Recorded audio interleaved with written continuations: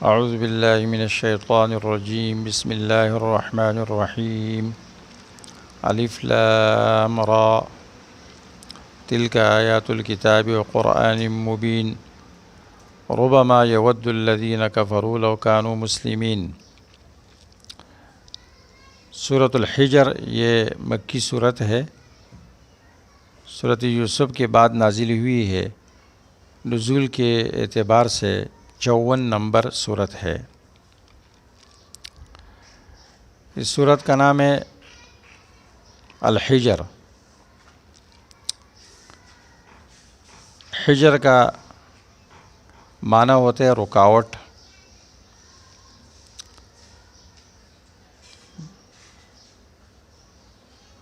باڑ، دیوار۔ تو حجر جو رکاوٹ ہوتی ہے وہ اس چیز کی حفاظت کرتی ہے جو اس کے اندر کی طرف ہو۔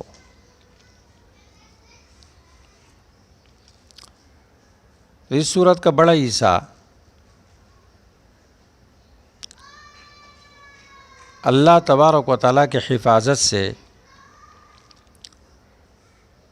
اللہ تبارک و تعالیٰ کے حفاظت کے بیس پر مشتمل ہے کہ اللہ تعالیٰ اپنی دین اور اپنی مخلوقات کا محافظ ہے اور ان کی حفاظت کر رہا ہے۔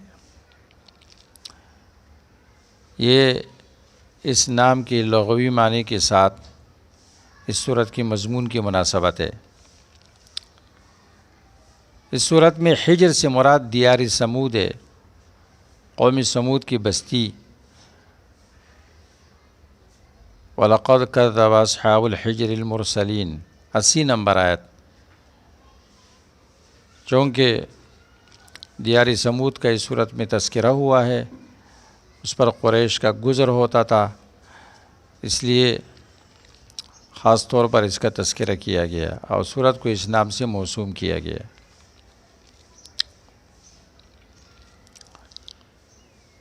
سورۃ الحجر کا ماقبل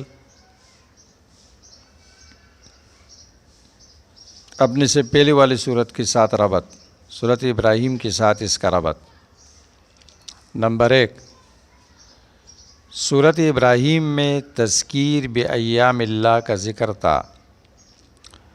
اس صورت میں بعض ایام اللہ کی تفصیل ہے اور وہ نزول عذاب ہے 5 اقوام پر۔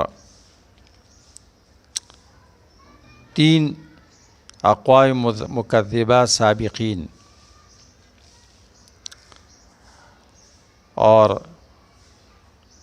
مختصمین و مستہزئین۔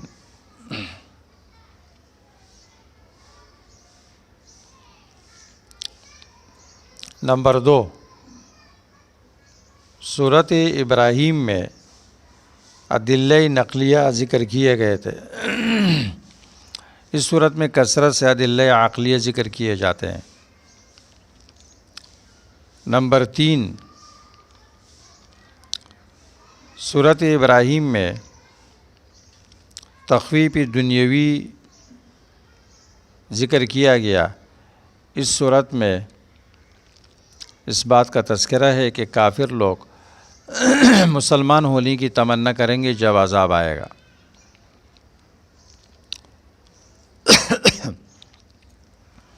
نمبر 4، سورۃ ابراہیم میں لوگوں کو اندھیروں سے نور کی طرف نکالنے کے لیے دعوت کی ترغیب تھی۔ اس صورت میں دعوت کے آداب ذکر کیے جاتے ہیں، وہ دعوت و تبلیغ کے 10 آداب ذکر کیے جاتے ہیں۔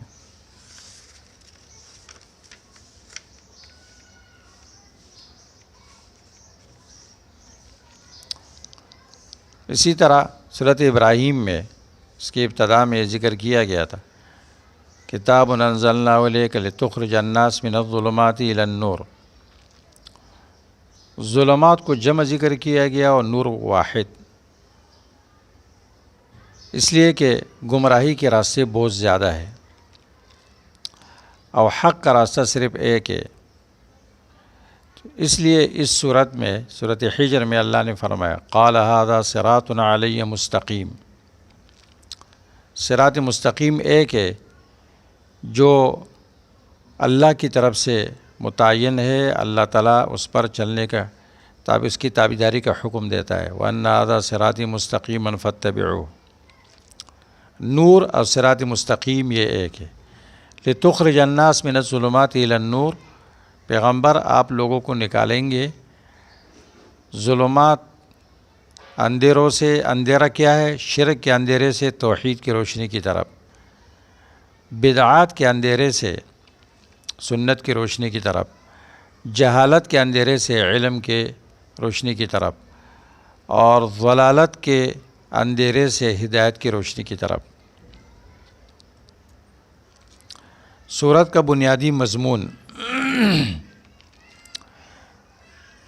ایمان نہ لانے والے ایک دن پچھتائیں گے، کاش یہ مسلمان ہوتے۔ ربما یود الذین کفروا لو کانوا مسلمین۔ تخویف المجرمین بعذاب السابقین بذکر الامم الخمسہ المعذبہ، مجرمین کو ڈرایا جاتا ہے سابقہ قوموں پر نزول عذاب کے ذریعے، وہ 5 اقوام ہیں۔